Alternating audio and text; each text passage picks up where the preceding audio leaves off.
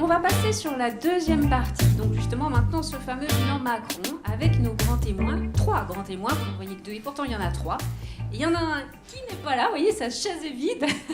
Et c'est en fait Patrick Vivray qui n'a pas pu être présent parce qu'il est à Lille aujourd'hui en conférence. Mais il a très gentiment accepté de se prêter au jeu de l'interview entre Noël et Jour de l'An. Et donc, on lui a fait une petite vidéo. Je vous précise, la vidéo fait 25 minutes au total. On la restreint en 4 minutes 30. Donc là, c'est de la super synthèse. Vous voyez, là, on n'a pas fait le gong. On a fait carrément le coupage.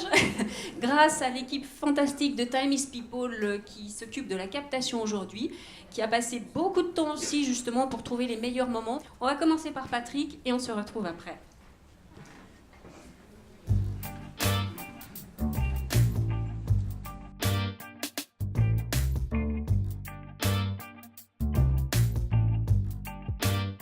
Alors, il y a beaucoup de choses qui sont intéressantes du point de vue de la sociologie politique. Si je prends des critères machiavéliens plutôt que ceux tirés de Paul Ricoeur, en termes de logique compétitive, on peut dire que Emmanuel Macron a réussi contre pratiquement tous les pronostics, non seulement à imposer sa candidature, mais à créer des conditions qui ont conduit à sa victoire, et ce qui paraissait encore plus étonnant pour les observateurs, à réussir à avoir une majorité et à mettre en œuvre une logique typiquement Ve République.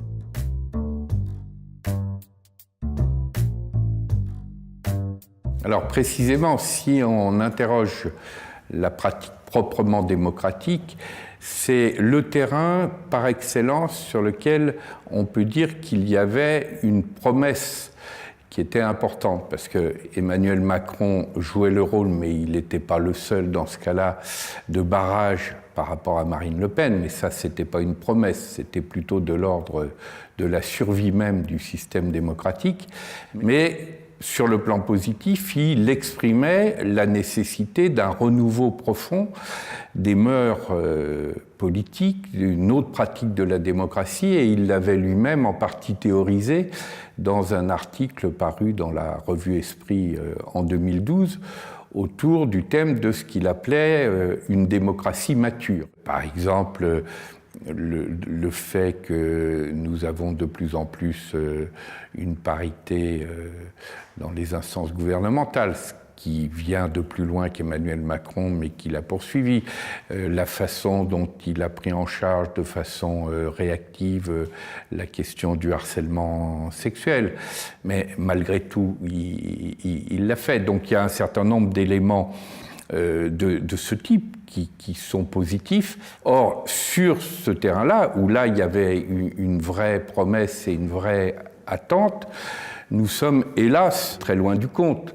Si je prends d'autres sujets cruciaux, tels que le sujet des migrants, par exemple, sur lequel la pratique actuelle du gouvernement est, à mon avis, hélas, extrêmement régressive, et où il faudrait au contraire avoir un grand débat démocratique, une démocratie mûre qui permet au peuple français de sortir de ces logiques de peur et de repli identitaire, on assiste au contraire à une présidence et un gouvernement qui surfent sur ces peurs pour avoir des logiques régressives qui sont alors là pour le coup aux antipodes de ce que quelqu'un que Paul Ricoeur aurait beaucoup aimé, qui est le pape François, ne cesse de dire par ailleurs et a encore redit récemment dans ses vœux de Noël.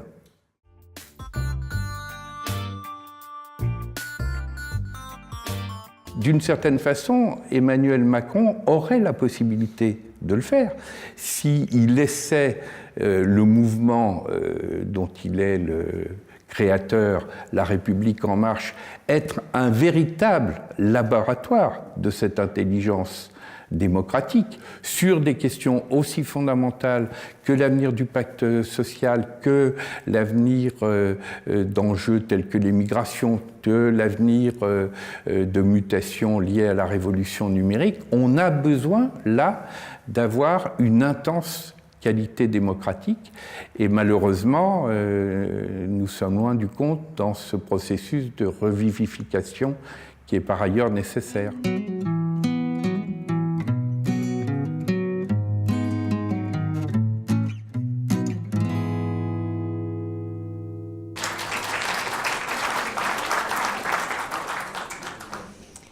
Alors, réaction pour vous, Sarah, et pour ensuite Pascal, sur ce bilan, sur ce qui a été dit de part et d'autre.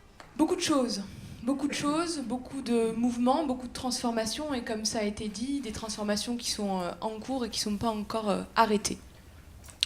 Beaucoup de choses parce que ces 6 mois de bilan, c'est finalement juste le début du chemin.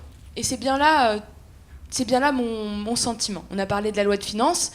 J'ai la particularité d'être commissaire aux finances. Donc effectivement, je l'ai vécu de l'intérieur, cette loi de finances. Il n'y en a pas eu qu'une. Il y a eu la loi de finances, évidemment, mais également 2 lois de finances rectificatives. Mais l'idée, c'est pas de rentrer dans la technicité de ce budget. Moi, ce que j'avais envie de partager avec vous aujourd'hui, c'est comment je suis passée de militante de l'économie sociale à solidaire à députée aujourd'hui. Et puis militante de l'ESS, mais militante orthodoxe de la SCOP, de la gouvernance. Eh bien, malgré ces points orange, les quelques points verts quand même, que j'ai bien retenus, ceux-là. Alors, ne vous inquiétez pas, ceux-là, je les ai identifiés. Mais également les craintes. Également les craintes et les points rouges qu'on pourrait identifier, parce que je pense qu'il ne faut absolument pas être aveugle. Au contraire, il faut être extrêmement vigilant et plus que jamais réactif. Quand vous arrivez et que vous découvrez qu'est-ce qu'un budget, c'est assourdissant de complexité.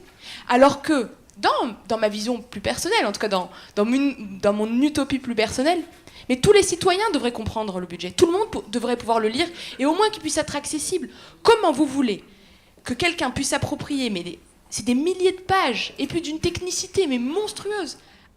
Mais au tout début, je me suis dit, mais qu'est-ce que je vais apporter à cette commission des finances ? Eh bien si, cette fraternité, cet esprit critique de la justice sociale. En tout cas, ce qui, moi, me paraissait essentiel. Mais on se rend très vite compte également que tout seul, c'est compliqué. C'est très compliqué face à Bercy. Parce qu'en réalité, le parlementaire, en tout cas parlementaire au bout de 6 mois, souffre de quelques éléments assez symptomatiques, moi je trouve, de notre institution. C'est les moyens. Et c'est bien là où, effectivement, quand on parlait de pratique démocratique, il y a un manque dans notre 5e République. C'est cet élément-là. C'est comment, finalement, donner du fond, donner les éléments objectifs pour défendre des amendements comme celui-là, qui, effectivement, ne révolutionnent pas la 5e République, mais qui, dans la pratique, permettaient de lever des freins. On a également eu le PFU, la fameuse flat tax. Encore une fois, ce sont la fiscalité du monde de l'entreprise. J'en avais des vagues idées, mais je ne maîtrisais pas cette fiscalité-là. Alors, de manière inégale, de manière peut-être insuffisante, eh bien, je me suis attachée à ce que je connaissais. Et je me suis dit, ce premier budget, eh bien, il ne faut pas non plus le voir passer comme un train qui s'en va devant moi. Non, je vais m'appuyer sur ce que je connais, c'est-à-dire la fiscalité du monde associatif, le financement, alors que je voyais un danger arriver, alors que c'était un des engagements du président. Nous parlions de la suppression de l'ISF. Effectivement, il l'avait dit. Il l'a dit. Nous le savions au moment où on s'était également engagé dans ce projet-là. Donc c'était normal que ça se fasse. Par contre, là où c'était essentiel, c'est que moi je voyais l'ISF don disparaître. Eh bien, il faut se battre pour créer l'IFIDON, et pas que, parce que l'IFIDON, l'assiette étant plus petite, de fait, il ne faut pas être ingénieur pour deviner que la somme ne sera pas la même, vu que l'assiette n'est pas la même. Et c'est bien sur des éléments très concrets comme ça, où je pense qu'il faut être plutôt acteur et pas subir. Effectivement, la majorité est large. Effectivement, elle ne se connaît pas encore bien. On ne se connaît pas suffisamment encore pour savoir avec qui on peut aller travailler certaines thématiques. Mais ce n'est pas parce qu'on ne se connaît pas tous encore et que nous n'avons pas encore identifié les expertises que c'est foutu. Loin de là. En 1 minute. Alors, en 1 minute, je vais vous dire comment on peut récupérer 25 millions d'euros. Ça mérite 1 minute. Allez. En plus, c'est un super projet. Oui. Bah, vous allez voir. Monde associatif. Exactement. Donc 25 millions d'euros en 1 minute. Je suis rapporteur spécial sur le budget 163, pareil, un jargon infini, c'est-à-dire la ligne budgétaire pour la vie associative, la jeunesse et le sport. Je commence à travailler, je commence à auditionner.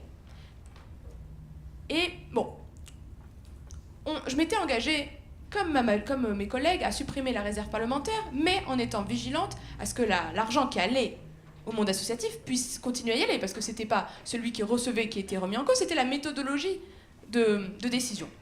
On se réunit autour d'une table avec quelques collègues, et c'est là où le dépassement des clivages au sein de l'hémicycle est possible, parce que c'est une assemblée de gagnants, et parce qu'on réussit chacun à motiver notre groupe.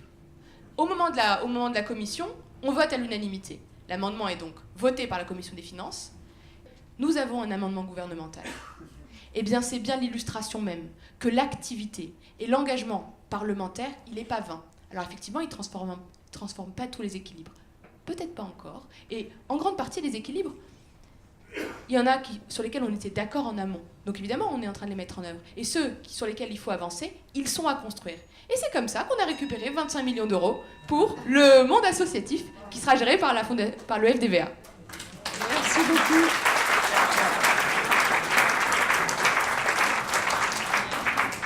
Merci beaucoup pour cet engagement poursuivi au sein de l'hémicycle pour faire avancer plus de fraternité qui s'incarne souvent dans le monde associatif. Merci. Pascal. C'est à moi. Oui. Allez.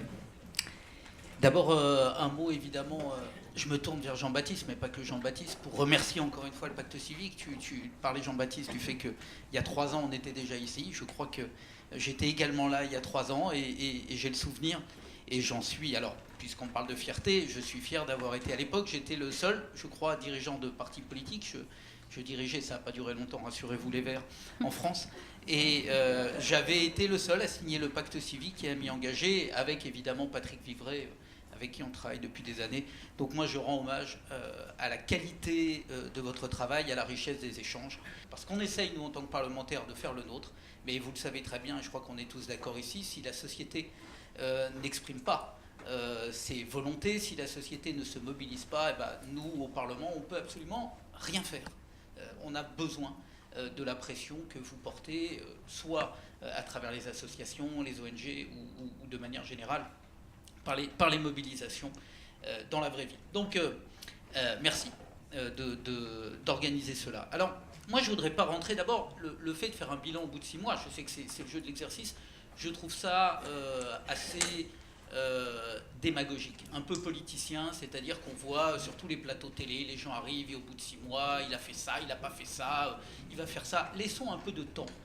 Je vais essayer de m'intéresser peut-être un peu plus aux symboles et au rôle, à la grandeur du politique. Je crois qu'un des engagements d'Emmanuel Macron, et Patrick Vivray a parlé de Paul Ricoeur, un des engagements d'Emmanuel Macron, c'était de remettre au cœur de la vie politique française cette vision à la fois de la société, à la fois de l'ambition qu'il pouvait avoir pour l'ensemble de ses concitoyennes et de ses concitoyens. C'était pour moi la plus grande promesse de sa campagne, c'est d'essayer de sortir du marigot politique, d'essayer de dire les combats à droite, gauche, tout ça, oui, ça a une réalité historique, mais essayons quand même de nous donner un objectif différent. La dignité humaine. Vous parlez beaucoup de fraternité, on parle beaucoup de solidarité. Mais moi, j'aimerais aussi, parce que ça n'est pas un gros mot, que l'on parle de la dignité des êtres humains. Et si on parle de la dignité des êtres humains, alors on va voir que la question sociale, que la question des migrations, que la question des 8 ou 9 millions de pauvres que nous avons dans ce pays devrait se traiter différemment. Donc moi, je suis désolé. Le régime représentatif, le régime parlementaire est en crise.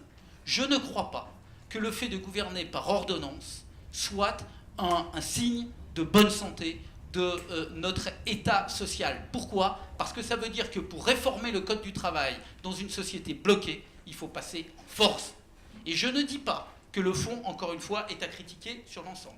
Je dis simplement que nous sommes là dans la représentation d'une société qui est bloquée, où on ne peut plus avoir de négociations, de réelles négociations avec les partenaires de manière transparente, et où les partis politiques, les corps intermédiaires, y compris à l'Assemblée nationale, ne peuvent plus faire leur travail. Tout simplement et aussi, et c'est leur faute pour une grande part, parce que la logique majorité-opposition fait que pendant des années, l'opposition s'est contentée de s'opposer et la majorité s'est contentée de voter les textes. Ça n'est pas le signe d'une démocratie saine. Voilà, c'est juste ce que je voulais dire. Donc moi, sur la question des ordonnances, je mettrai aussi, si ce n'est un orange au gouvernement, parce qu'en plus, moi je ne suis pas là pour distribuer des bonnes et des mauvaises notes, je mettrai un orange à la société française. Je dis que nous sommes dans une société qui, pour le moment, est bloquée, qui ne va pas bien, et qu'il faut, comme vous le faites à travers le pacte civique, repenser la logique de la démocratie, repenser la logique du dialogue dans la société, repenser l'humanisme et le respect de l'autre, le respect des idées de l'autre, le respect de l'opposition, le respect des minorités, le respect des gens qui souffrent et qui viennent taper aux portes de l'Europe parce qu'ils sont en train de mourir de faim ou qui souffrent de la guerre. Ces gens-là sont des êtres humains que nous devons savoir accueillir avec d'abord et avant tout notre cœur. Et faire en sorte que oui, le mot dignité, je le dis sans aucune, et je sais qu'on est d'accord, je le dis vraiment sans aucune volonté, ni d'effet de tribune, ni de quoi que ce soit. Donc moi je voudrais qu'à un moment, et c'est là notre fonction, et je terminerai là-dessus, pardon de ne pas être vraiment sur le bilan d'Emmanuel Macron, mais j'y suis quand même quelque part. C'est que moi je pensais que la promesse d'Emmanuel Macron, c'était aussi de réconcilier les Françaises et les Français, mais y compris en n'opposant pas les uns aux autres, en n'opposant pas les riches aux pauvres. Ça, laissons ça à Sarkozy. Il nous a fait suffisamment de mal avec ça. N'opposons pas les riches aux pauvres, les vieux aux jeunes, n'opposons pas les immigrés ou les étrangers aux Français de souche. C'est pas notre histoire, c'est pas notre culture. Voilà, donc moi ce que je demande, et c'est pas au bout de 6 mois, je demande à pouvoir le juger au bout de 5 ans. Je voudrais simplement, si je puis passer un mot, c'est que Emmanuel Macron se rapproche de ce qu'il a appris avec Paul Ricoeur. Ricoeur lui a appris le juste. Ricoeur lui a appris justement les mots de solidarité, de dignité, de fraternité ont un sens pour ce chrétien qui était Paul Ricoeur. Il n'y a pas que les chrétiens qui ont ce sens-là, mais Paul Ricoeur l'avait. Je crois qu'Emmanuel Macron doit être capable de revenir là-dessus. Je crois qu'il doit être aussi capable de rendre, à travers la question sociale, la question du travail, la question des migrations, de rendre leur dignité, leur vraie dignité de citoyenne et de citoyen à des gens qui sont en souffrance. Et notre rôle, à nous deux, c'est d'aider ces gens-là. C'est pour ça que nous faisons de la politique.